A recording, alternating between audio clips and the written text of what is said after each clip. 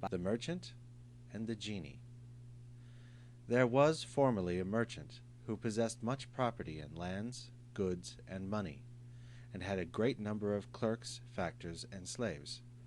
He was obliged from time to time to visit his correspondents on business, and one day, being under the necessity of going a long journey on an affair of importance, he took horse, and carried with him a wallet containing biscuits and dates, because he had a great desert to pass over, where he could procure no sorts of provisions.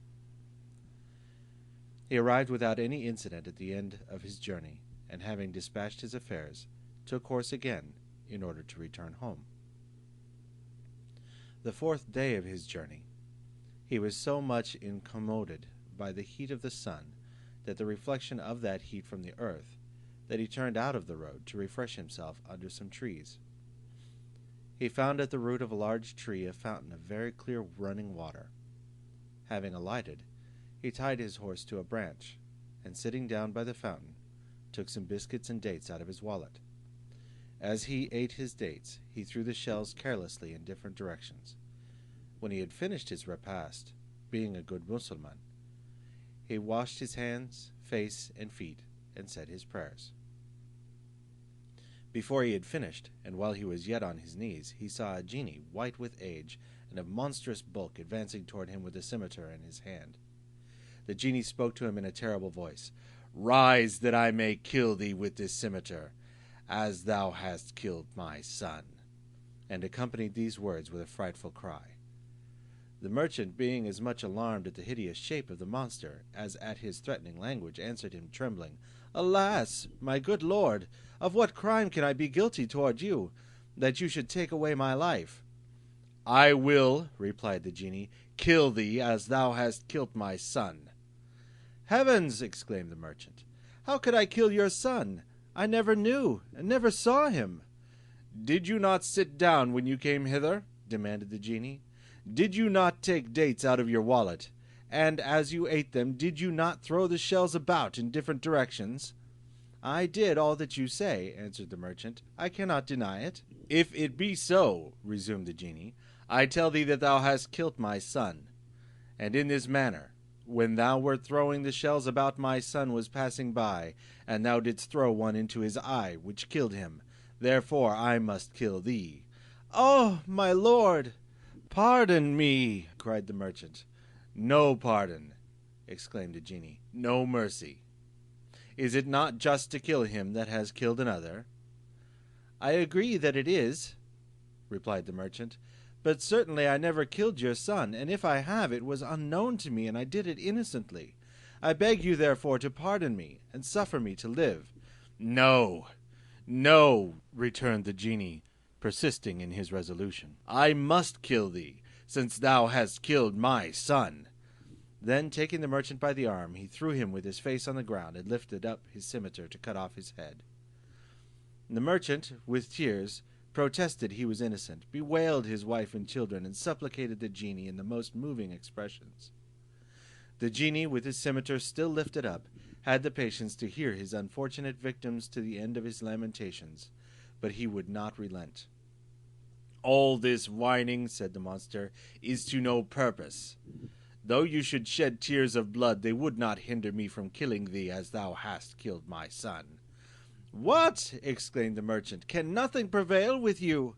Will you absolutely take away the life of a poor innocent?" "Yes," replied the genie, "I am resolved." As soon as she had spoken these words, perceiving it was day, and knowing that the Sultan rose early in the morning to say his prayers and hold his council, Scheherazade discontinued her story. "Dear sister," said Dinarzade, "what a wonderful story this is!" "The remainder of it," replied Scheherazade, "is more surprising, and you will be of this opinion, if the Sultan will but permit me to live over this day, and allow me to proceed with the relation of the ensuing night." Shahryar, who had listened to Scheherazade with much interest, said to himself, "I will wait till tomorrow, for I can at any time put her to death when she has concluded her story." Having thus resolved not to put Scheherazade to death that day, he rose and went to his prayers, and to attend his council. During this time the Grand Vizier was in utmost distress. Instead of sleeping, he spent the night in sighs and groans, bewailing the lot of his daughter, of whom he believed he should himself shortly be the executioner. As, with this melancholy prospect before him, he dreaded to meet the Sultan, he was agreeably surprised when he found the prince enter the council chamber without giving him the fatal orders he expected. The Sultan, according to his custom, spent the day in regulating his affairs, and when the night had closed in, retired with Scheherazade. The next morning before day, Dinarzade failed not to call to her sister, "My dear sister, if you be not asleep, I pray you till daybreak, which is very near, to go on with the story you began last night." The Sultan, without waiting for Scheherazade to ask his permission, bade her proceed with the story of the genie and the merchant, upon which Scheherazade continued her relation as follows. F.N. In the original work, Scheherazade continually breaks off to ask the Sultan to spare her life for another day, that she may finish the story she is relating. As these interruptions considerably interfere with the continued interest of the stories, it has been deemed advisable to omit them. When the merchant saw that the genie was going to cut off his head, he cried aloud to him, "For heaven's sake, hold your hand! Allow me one word! Have the goodness to grant me some respite, to bid my wife and children adieu, to divest my estate among them by will, that they may not go to law after my death. When I have done this, I will come back and submit to whatever you shall please to command." "But," said the genie, "if I grant you the time you ask, I doubt you will never return." "If you will believe my oath," answered the merchant, "I swear by all that is sacred, that I will come and meet you here without fail." "What time do you require, then?" demanded the genie. "I ask a year," said the merchant. "I cannot, in less, settle my affairs, and prepare myself to die without regret. But I promise you that this day, 12 months, I will return under these trees, to put myself into your hands." "Do you take heaven to be witness to this promise?" said the genie. "I do," answered the merchant, "and you may rely upon my oath." Upon this the genie left him near the fountain, and disappeared. The merchant, being recovered from his terror, mounted his horse, and proceeded on his journey, glad on the one hand that he escaped so great a danger, but grieved on the other when he reflected on his fatal oath. When he reached home, his wife and children received him with all the demonstrations of perfect joy. But he, instead of returning their caresses, wept so bitterly that his family apprehended something calamitous had befallen him. His wife inquired the reason of his excessive grief and tears. "We are all overjoyed," said she, "at your return, but you alarm us by your lamentations. Pray tell us the cause of your sorrow." "Alas," replied the husband, "I have but a year to live." He then related what had passed betwixt him and the genie, and informed her that he had given him his oath to return at the end of the year, to receive death from his hands. When they heard this afflicting intelligence, they all began to lament in the most distressing manner. His wife uttered the most piteous cries, beat her face, and tore her hair. The children, all in tears, made the house resound with their groans, and the father, not being able to resist the impulse of nature, mingled his tears with theirs, so that, in a word, they exhibited the most affecting spectacle possible. On the following morning the merchant applied himself to put his affairs in order, and first of all to pay his debts. He made presents to his friends, gave liberal alms to the poor, set his slaves of both sexes at liberty, divided his property among his children, appointed guardians for that such of them as were not of age, and after restoring to his wife all that was due her by their marriage contract, he gave her in addition as much as the law would allow him. At last the year expired, and he was obliged to depart. He put his burial clothes in his wallet, but when he came to bid his wife and children adieu, their grief surpassed description. They could not reconcile their minds to the separation, but resolved to go and die with him. When, however, it became necessary for him to tear himself from these dear objects, he addressed them in the following terms: "My dear wife and children, I obey the will of heaven in quitting you. Follow my example, submit with fortitude to this necessity, and consider that it is the destiny of man to die." Having thus spoke, he went out of the hearing of the cries of his family, and pursuing his journey, arrived on the day appointed at the place where he had promised to meet the genie. He alighted, and seating himself down by the fountain, waited the coming of the genie with all the sorrow imaginable.